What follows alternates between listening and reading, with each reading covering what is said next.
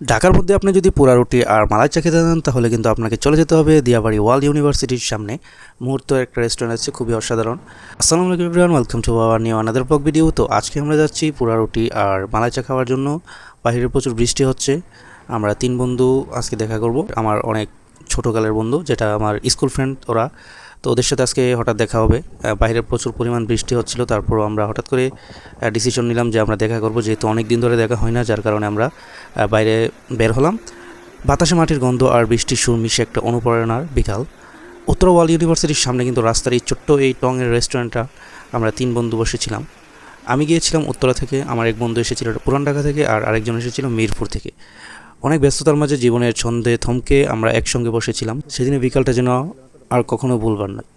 বাইরে ছিল ঝমঝম বৃষ্টি, আকাশ ছিল গাঢ় নীলচে, মেঘলা যেন গল্প শোনাচ্ছিল।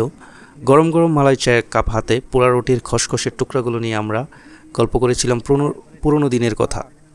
বৃষ্টির ফোঁটা যেন সে মুহূর্তগুলোকে আরও গভীর করেছিল, মনে হচ্ছিল যেন থেমে গেছে। আমাদের মাঝে ছিল হাসি আর হাজারো স্মৃতি। স্কুল জীবনের সেই দিনগুলো, ছোট ছোট্ট দুঃখ সুখ আর স্বপ্ন আকাঙ্ক্ষা, সব কিছু যেন আবারও ফিরে এসেছে।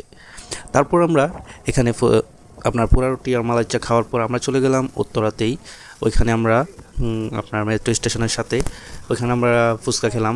তাও বাহিরে প্রচুর পরিমাণ বৃষ্টি ছিল, এর মধ্যেই তিন বন্ধু মিলে ফুচকা খেলাম। খাওয়ার পর এই বৃষ্টির মধ্যেই আমি একটা ছাতা নিয়েছিলাম, সেই ছাতা করেই আমরা একটু একটু করে গিয়ে দেন আমরা বাসায় চলে গেলাম।